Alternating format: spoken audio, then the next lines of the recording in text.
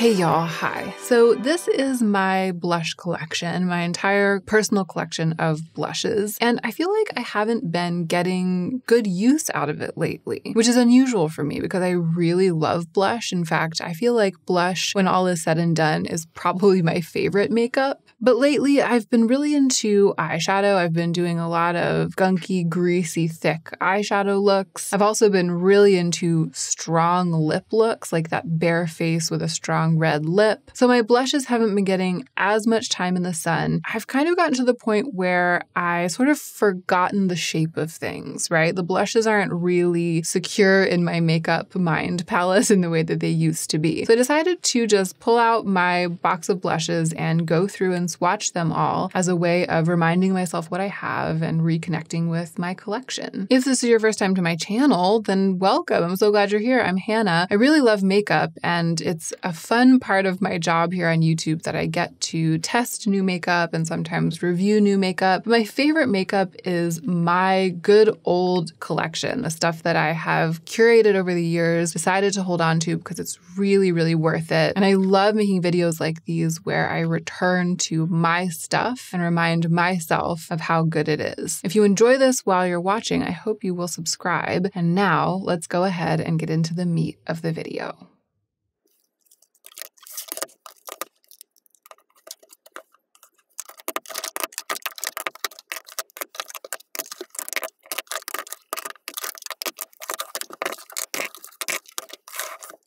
I don't really have it in mind to go in some kind of order. This isn't like a really organized moment. I'm just wanting to touch everything and see everything and spend a little bit of time with everything. Oh, this shouldn't be here. It's a highlighter. I've weeded out the highlighters, but these are blushes and bronzers because I kind of think of bronzer as a shade of blush. That's like how I use it. I think of bronzers as like bronzy blushes. So to me, it's all one collection. It's not going to be super organized, but I think I want to start with compacts. I think I'm going to take out everything that's not in a compact and open all the compacts and look at them.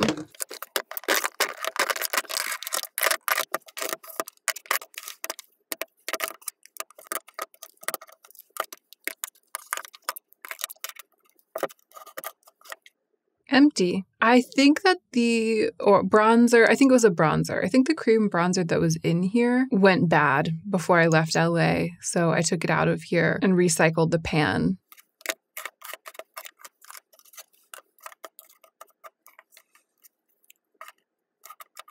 Okay, well, mission already sort of semi-accomplished because just looking at everything here is really giving me a thrill. It's giving me that kind of feeling of the classic shape of makeup, like an open compact, all the mirrors reflecting, that sort of thrill of the vintagey quality that makeup can have, you know, the way that old makeup advertisements and old catalogs would make me feel when I would see them. Just by opening up these compacts and putting them all out here before me, I'm reminding myself that I have access to that excitement, that quality, just with what I already own. There's something very satisfying about a bunch of open compacts. It also sort of feels like I'm at a makeup counter somewhere, you know, and I'm selecting what I'm going to buy, but it's just me selecting what I want to use the most in the coming weeks from what I already have. And it is making me think that I do want to swatch everything, but it's making me think that I might be kind of doing a grand shop my stash of blush right now. What is it that I'm most interested to use? I've actually been missing the Kevyn Aucoin Neo Bronzer. I've been so impressed by the Haus Labs bronzer, and I've been so excited to use it that I've been using powder bronzer more lately because I've been using that. That has made me remember how much I used to love using this when I used powder bronzer more regularly, and it's making me want to dip back into it. It's an incredibly rosy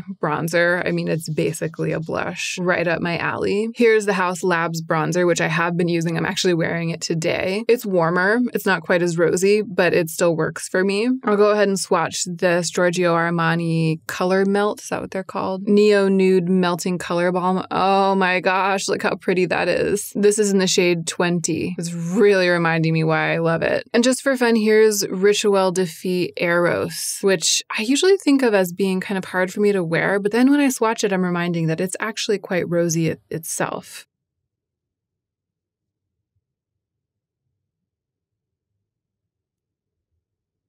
There we have the Kevyn Aucoin bronzer, the House Labs bronzer, the Armani Melting Color Balm, and Eros, which, yeah, I have been eschewing it because I just think of it as very cool toned brown, but it's actually not.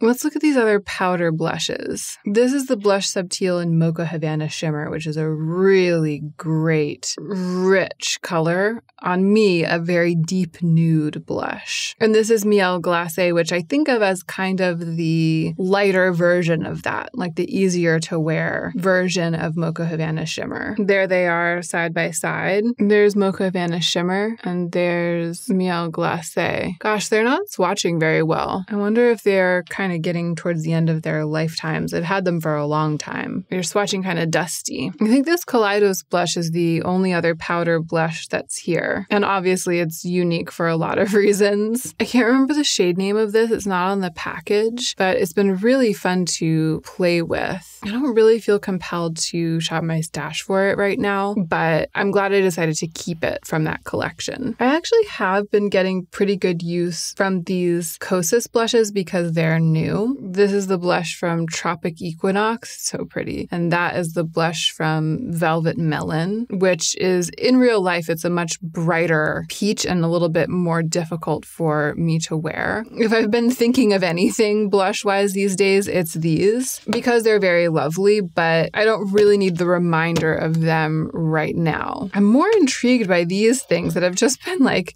slipping to the bottom of my drawer. The 3CE multi-pot, I mean, this always makes me want to use it whenever I play with it. And then I find that when I'm actually applying makeup, I lose my nerve. But maybe I should shop my stash for this one. The Can Make Cream Cheek, a classic and such a lovely texture. Looking quite mauve in this context. Kjaer Weis Joyful, another absolute classic blush for me. There's something about the kind of brightness that it has. I find the balance of tones to be really alluring. I think it's got some yellow in it and it makes it work really well for me. And then this is the Danessa Myricks Dew Wet Balm in Rosewater, which is arguably a highlighter, but I think of it as being like a really glossy, almost like cheek treatment, like a balmy cheek treatment that I rub into my skin. But it shows up as being quite colorful on me. So I put it with my blushes. I think of it as kind of a blush product. Oh, yeah.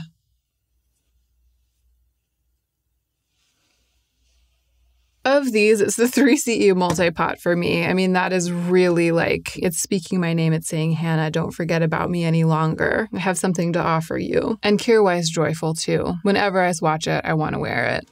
Oh, I forgot about this powder blush. I made the maybe temporary decision to hang on to this after I reviewed some products from the Soleimane collection from Odin's Eye. It is a bit pink for me, but it's also pale. You know, it's like not too hard for me to wear. It's not really speaking to me right now, but I know that it's lovely when it's applied. I'm a little bit surprised to see how very pink it is compared to everything right now, but that's why we do this. The blushes that I think of as my pinks, when I swatch them out, like this one, which is the Rose Ink Heliotrope blush, they end up looking quite neutral, like what we call a rose nude, you know? I like how pigmented these Rose Ink blushes are, and I always like the way that my cheek look ends up looking when I use Heliotrope. This one has been getting a little bit of play lately because I reviewed some other Rose Ink products, so it's kind of been at the top of the drawer. Kjaer Weis Blossoming. Oh, this reminds me kind of, well, I was going to say it makes me think of the pinkness of this blush from the Soleimane collection, which is called Sunset Clouds. But, you know, again, then swatched out, it's actually much more like a slightly softer version of Joyful. And it looks quite a lot like Heliotrope as well. Okay, let's look at these classic palettes. We have the 3 blushes from the e.l.f. Active Lip and Cheek palette. Wow, I'm surprised in this context by how deep of a berry the deepest one is. It's looking lovely. Let's put it right here. Stunning. It's just always stunning me, this poor discontinued palette. I wish they would bring it back. The thing I like about these blushes from the Ket Cream Fix line is that they are not super thickly pigmented. They really become one with the skin. That is due, I think, both to the formula of them and the shades. Obviously, the thing I'm into here is this one, right? That's basically an old gum blush. I love that blush color, but all three of them are wonderful. They're like the much more natural makeup artist skin-like version of the e.l.f. Active blushes. Ugh, that's everything to me. Why am I not literally wearing that every single day? Wow, the pigment actually really turned up and turned out on those. They feel so thin when you touch them. They feel so lightweight. They feel like they're going to be sort of balmy. And then, bam. Okay, so this has been fun. I feel like the Bermuda blush from the Ket Cream Fix is definitely a standout from this exercise. And so is the 3CE blush, the really bright red one. Rituel de Fille Eros made me want to give it a little bit closer of a look. And the Kevyn Aucoin Powder Neo Bronzer. So I'm going to put these guys either on top of my vanity or at the front of that drawer and remember to play with them in the coming weeks. All four of these are products that I haven't been thinking about, haven't really been reaching for, haven't really been using. So this is exciting. All right, I'm going to go wash off my hand and my arm, and then we'll get into the stick and liquid and pot blushes. I think that the best approach with these is maybe just to line them up and knock them out. Maybe to try to make like a long line of swatches down my arm, and maybe in no particular order. Let's just see how it goes. This is Phytosurgent's Simmer. Literally nothing beats the texture of the Phytosurgent's Skin Spark blushes. They're amazing. This is Westman Atelier Chouchette. I actually do end up reaching for this Westman Atelier blush kind of as a default cream blush. I will often, if I sort of want a quick, easy, natural looking cheek, don't really know what I have planned for the rest of my face, or if I'm kind of wearing natural makeup and I just want a little something, I'll often reach for this, just throw it onto my cheeks and go. But I do wish that it were a little bit more neutral for me. For that situation, I just wish that they made a color that was a little bit more neutral. It's fine. It's just not the ideal. This Ellis Fass blush is an S301, and I do really like this. I know that I really like this color and this product, and I just haven't thought about it in a long time. In fact, color-wise and formula-wise, I would rather use this as like a default when I don't know what I'm doing blush, as opposed to the Westman Atelier, and I just don't think about it. It's so slim and small, it kind of gets forgotten at the bottom of the drawer. This is Glossier Volt. It's a lovely, rich color with red undertones. It's one of the Glossier bronzers. You know, I kind of just kept it because I never made an active decision about the Glossier bronzers. I reviewed them and then I just kept them without really thinking about it. But Volt, I don't really use it. I'm actually going to give it away. Let's look at the others. I'm going to give Heat away too. When I reviewed these and I was testing them thoroughly, I did find that I was able to make both of these work for me by blending them out. And I think that that might be part of why it's kind of been fun to have all of them kicking around, but I don't really use Heat either. Because I've had all four, I have sometimes used especially these middle two shades just for fun. But all things being equal, I would rather just use Flare, the lightest one. So I'm actually going to declutter all three of these. I'm going to give them away. Wow, surprise declutter in the middle of the blush party. This is a new product to me. It is the Haus Labs Pigment Paint in the shade Beige Matte. And I'm actually still trying to decide if I want to keep this long term. I recently reviewed Haus Labs and that's why this is here. So it'll be interesting to see how it stacks up to everything else. Wow, yeah, it is absolutely beige compared to everything. I mean, it basically looks like a concealer, but I kind of like that. Let's look at it next to Glossier Dusk, a classic.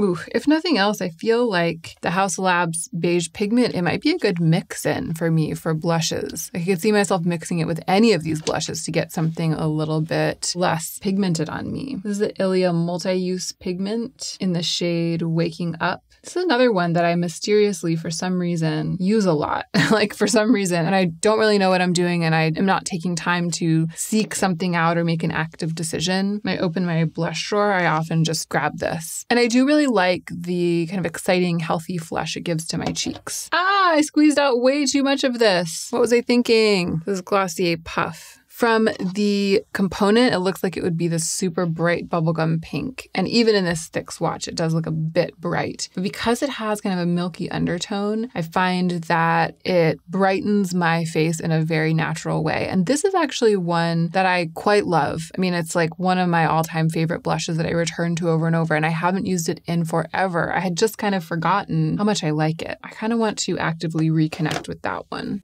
Phytosurgent's Inferno Fume, which I think is probably my favorite.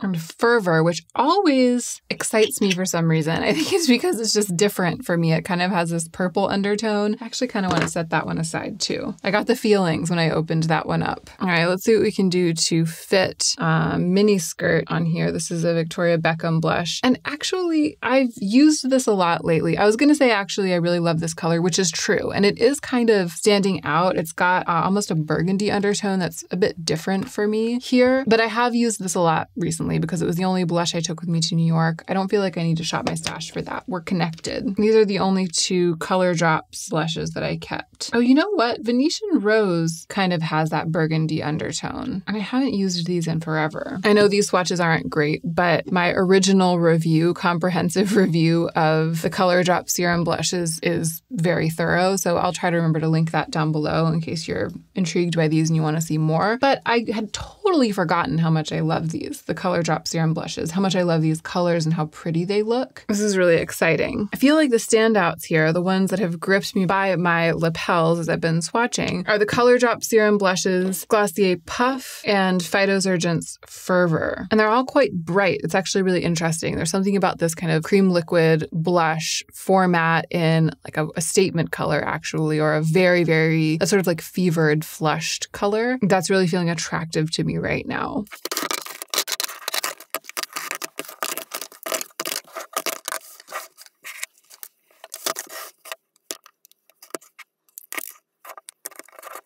Okay, so fun. So these are the standouts. And I feel like what's really exciting about this is that there's quite a spectrum here. I really surprised myself by picking a handful of quite bright blushes. It's going to be fun to play with them. And I also reminded myself that some of my old favorites are really the kind of thing that I want to be using right now. This one's much more wearable than I think it is. This is much more my dream old gum colored than I ever remember it being until I swatch it. Because I've drifted back into feeling like powder blush is a little bit more my speed, I'm really excited to pick this back up again. I think in terms of shopping my stash for blush, I've duped my own vibes a little bit here with these two. I feel like they kind of serve the same purpose for me, that like really, really bright, almost fevered, flushed, natural cheek. And because I'm already shopping my stash for one of the color drop serum blushes, I'm gonna put this one back and just let Glossier Puff be the one that does that job. And then I'm left with this little edit of blush, which I'm going to put it on the top of my vanity so that every morning when I sit down to get ready, I'm reminded that I'm excited about these products and I want to be using them more.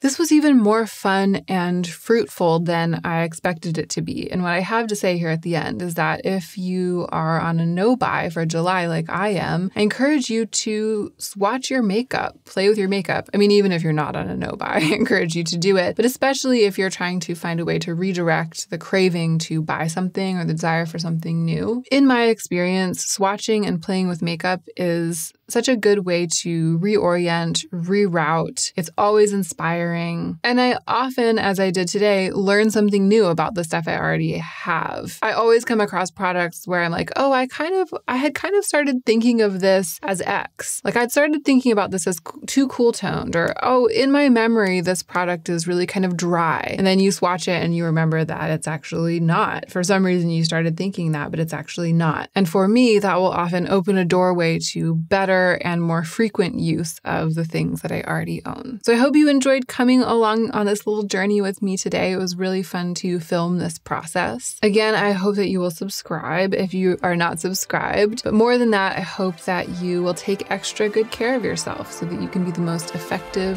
version of yourself as you do your work in the world.